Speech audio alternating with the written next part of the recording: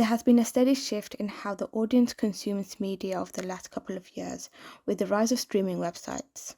As Cole Johnson says, central to my understanding of streaming media services is the all you can eat offer, where a vast content buffet is made available to users under the access based model.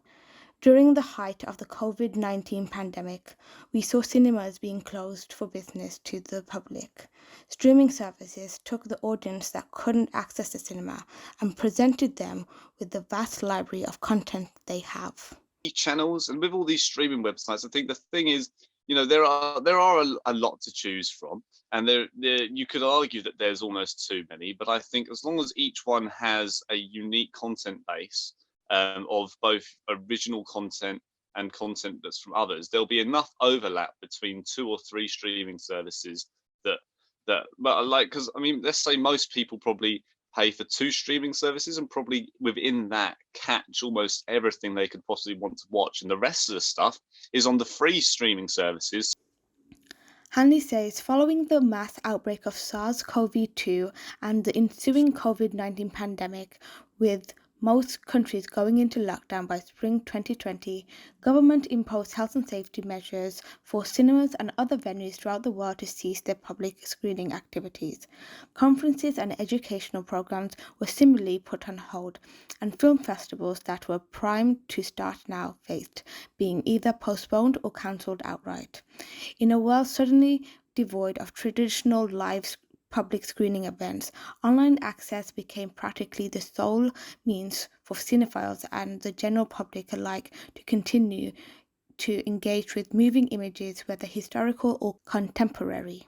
The internet, meanwhile, provides archives, museums, and cinematics with a platform to maintain their public mission in a time of existential crisis and remain in contact with their existing audience while also connecting with newer ones.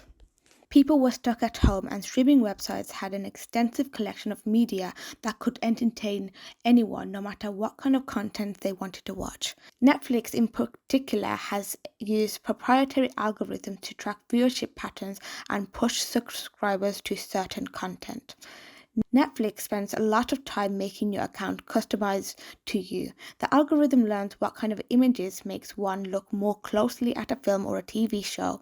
It knows what kind of genres you like to watch and recommends similar content. Netflix wants you to spend as much of your free time on its site as possible. Reuben King's study on serial watching and binge watching data shows the same pattern over time. The greatest frequency of engaging in these viewing types was during the height of the stay-at-home order.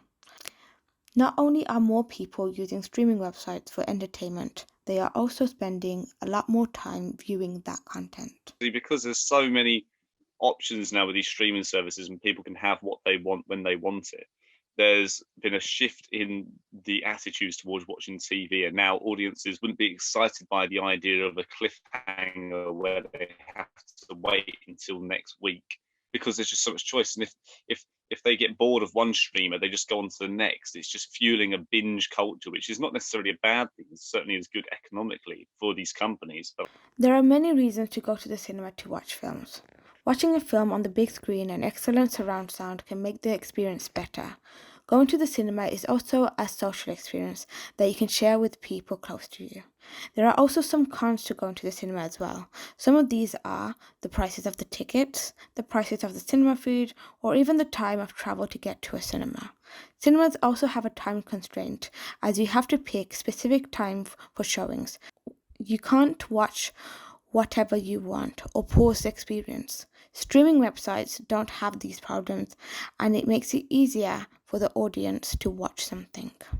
I think it's convenient for people to be able to watch stuff at home, especially if they've got limited time, especially when they work. Because going to the cinema has to be a whole evening out thing, and it's a great thing to do, but you couldn't do it every day. I mean, you could, but you probably wouldn't have much more time for anything else.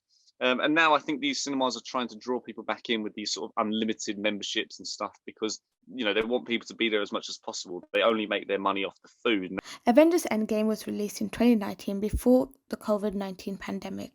It broke many records when it came out and earned over $1 billion at the box office. The film concluded Phase 3 of the Marvel Cinematic Universe's film arc. It concluded the Infinity Stone saga. Phase 4 has officially begun.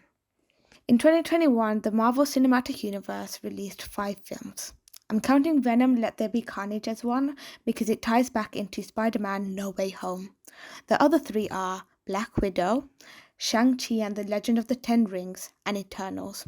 All 5 of these films show up in the top 20 released in the UK and Republic of Ireland in 2021 list.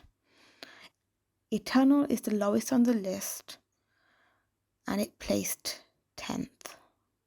The film Eternal shows that online word of mouth has more persuasive impact on people who are unfamiliar than on regular film watchers, especially when it is negative. The relative impact of word of mouth and critical assessment is asymmetric, with very few mouth-to-mouth movie viewers affected. Eternals has a more serious feel to its film. This is different than most MCU films. It also isn't as interlinked with other MCU characters. They exist in the same universe, but they don't connect with any other major characters from the MCU. This makes Eternals feel more like a standalone film than something that is interconnected with the MCU. The Marvel Cinematic Universe uses the familiarity of its old characters to make new characters seem more integrated into the universe. 2021 was the first time we saw the character Shang-Chi as a part of the Marvel Cinematic Universe. We are immediately able to connect him to Iron Man as he is the son of the leader of the Ten Rings. We know of the Ten Rings from the first Iron Man film. We may not know Shang-Chi or even his family. We know the Ten Rings and how they have affected a central character like Iron Man, and that makes him intriguing. We want to know if he will join the dark side like his father or he will save the day. Nostalgia is another thing that the Marvel Cinematic Universe uses. Spider-Man No Way Home uses it by bringing back previous actors that have played Spider-Man and getting them to work together to save the world. It was speculated for a long time that the previous Spider-Men were in the film, but no one was confirming it. It also adds Doctor Strange into the story to keep him more relevant, as Doctor Strange Into the Multiverse of Madness is going to be released soon. It placed second on the top 20 films released in the UK and the Republic of Ireland in 2021. Spider-Man also happens to be one of the most popular Marvel superheroes in the Marvel Cinematic Universe. Even though Disney doesn't own the rights to his character, Sony does. The recent dispute between Sony and Disney almost meant that Spider-Man No Way Home was almost not made. Well, I think it comes down to how you market your film and how you market your franchise. And a film like that is such a climax. It's one of those films that's designed to be seen on the big screen. It's a spectacle. And I think spectacle is the key thing that drives audiences to the cinema. It's seeing all the flash and the all these characters and this story that comes together. You know, I think there comes a point where audiences say to themselves, you know what, I don't want to watch that for the first time on a small screen. I want to see it on the big screen. It's a film that just screams like, oh, I need to see that on the big screen. I think depending on what sort of film you make will depend on how many people are likely to go see it in the cinema. Black Widow was released in cinema and Disney Plus at the same time. This feels similar to Lobato's digital film distribution theory. According to this popular narrative, cinemas will wither and die, video stores will close, and the personal computer, TV, and DVD player will converge into a single device serving all our entertainment needs. Viewers' habits will no longer be determined by the whims of multiplex programmers and broadcasters, and consumers will be able to watch what they want when they want. This may become more popular as we move forward, especially for independent films that may not sell many tickets. As the pandemic closed down cinemas, it made the industry question on how we could release films without the cinema. Disney Plus used their streaming website to give their audience a chance to get early access to films that were still in cinema for an extra charge. I think this will slowly integrate into something all streaming websites will do. I enjoy going to the cinema, but I think I can see why people might enjoy this service. Well, then, we're seeing that happen more and more, and it's no longer just a myth. It is becoming a reality. You'll get these films that are released almost direct to streamers. Maybe they have a very limited theatrical run in a couple of cinemas, but then they're coming straight out on these streaming services. And direct to video films have always existed, but like direct to video films used to be really tacky, low budget films in general, and now they're these huge Hollywood blockbusters that are skipping cinema completely. And I think that's bad in many ways, because not only is it bad to the people who made this film and put so much effort into every single detail of it, and now it's just being watched at home by people who are pausing it whenever, talking over it whenever, watching half of it and coming back to it later. They're not actually being forced to watch the film for what it is, like you do at a cinema where you pay attention or else. As Phase 4 continues, I think the success that the Marvel Cinematic Universe has seen will continue to grow.